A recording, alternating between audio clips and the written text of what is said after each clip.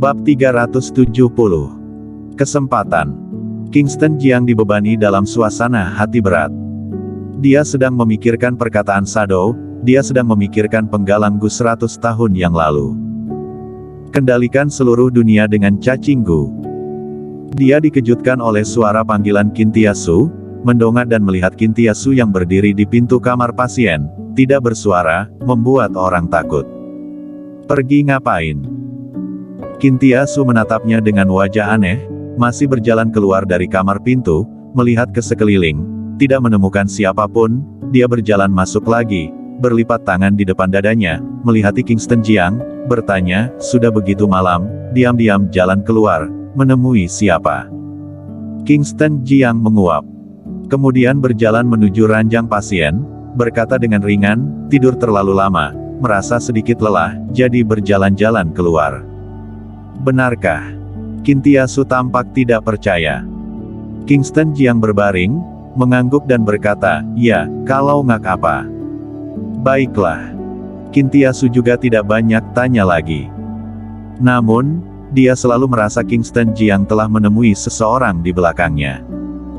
Malam, berlalu dengan tenang. Hari berikutnya, ketika Kingston Jiang bangun, malah tidak menemukan Kintiasu. Dia sudah lapar. Sejak dia kena racun Gu, dia menjadi cepat lapar dan nafsu makannya juga menjadi besar.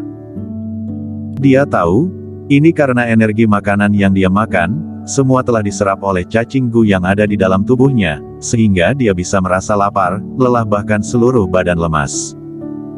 Gadis ini, kemana dia pergi? Kingston Jiang bergumam dengan ringan.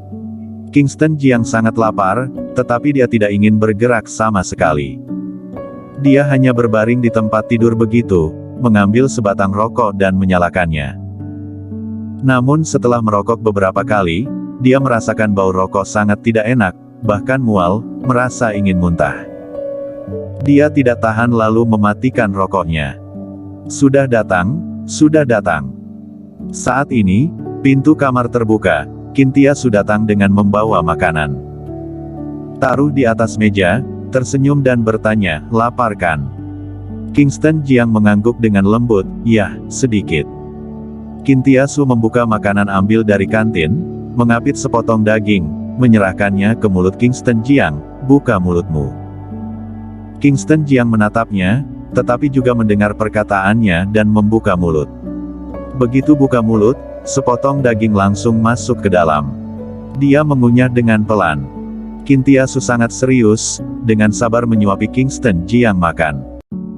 Kingston Jiang tumbuh begitu besar, tidak pernah diperlakukan seperti itu, dalam hatinya juga merasa bahagia, sehingga tak tahan berpikir, enak juga rasanya dilayani.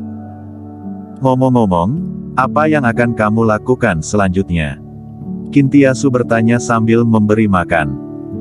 Kingston Jiang berkata dengan ringan, ambil kesempatan ini untuk berkultivasi dalam jangka waktu tertentu, menyembuhkan luka dengan tenang. Oh ya, tubuhmu.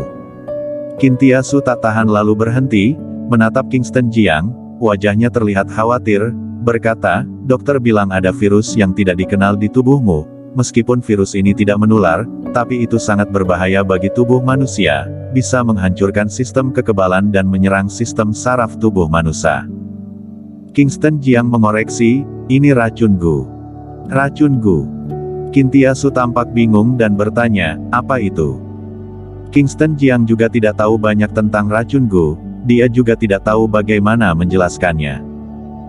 Kingston Jiang tidak menjawab, Kintiasu juga tidak bertanya, dia menyuapi makanannya dengan penuh perhatian. Setelah makan malam, dia mengambil tisu untuk menyekam mulut Kingston Jiang, juga sangat inisiatif mengeluarkan sebatang rokok dan menyerahkannya. Kingston Jiang melambai tangan ringan, berkata, tidak merokok lagi, oh ya, kamu pergi bantu saya mengurus masalah keluar rumah sakit. Keluar rumah sakit. Kintiasu mengerut kening, berkata, lihatlah keadaanmu sekarang ini, bahkan jalan pun susah, tidak tinggal di rumah sakit, mau pergi kemana?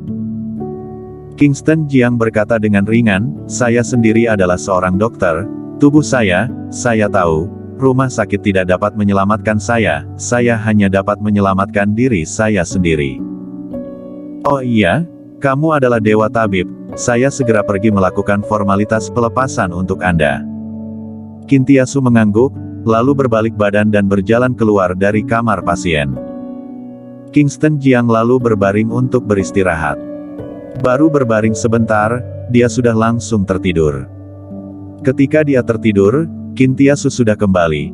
Dia menjalani formalitas pelepasan, juga tidak tahu di mana dia mendapatkan kursi roda. Dia memandang Kingston Jiang yang perlahan bangun, menunjuk ke kursi roda dan berkata, "Ayo naik."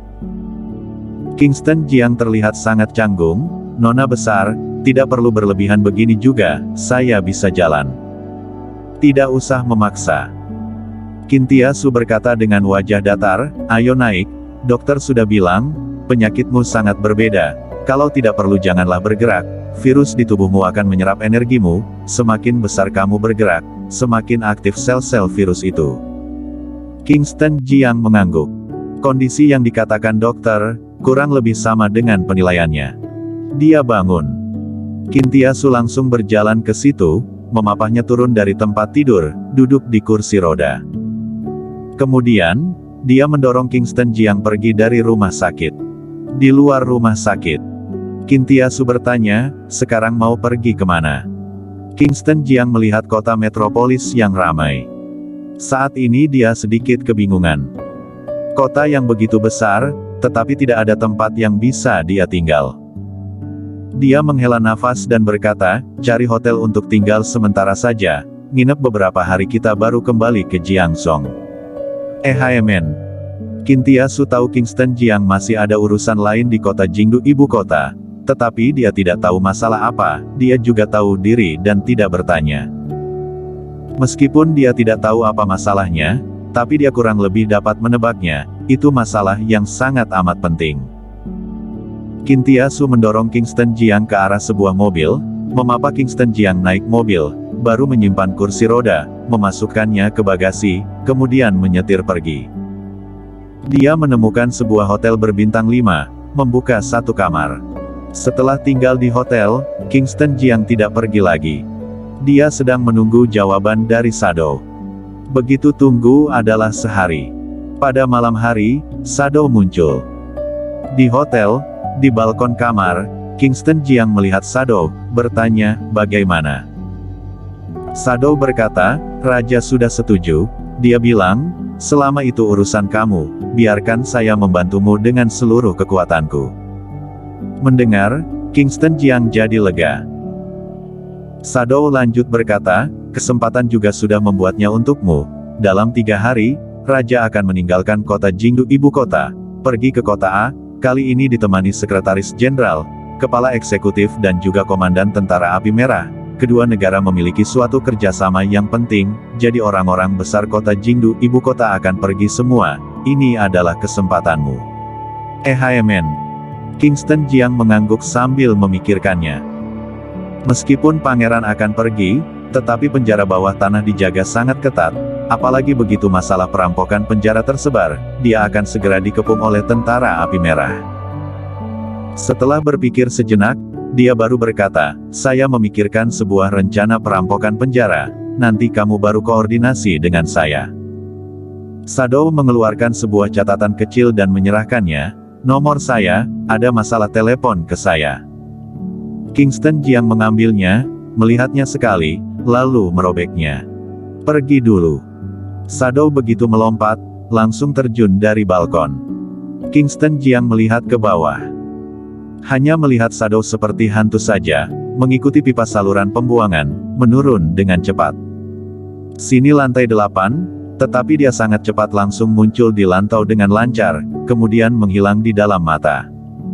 Keterampilan yang sangat mengerikan.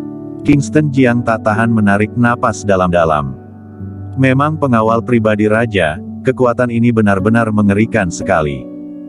Dia sangat yakin dengan kekuatannya sendiri, tetapi dia tidak memiliki harapan untuk menang melawan Shadow misterius ini.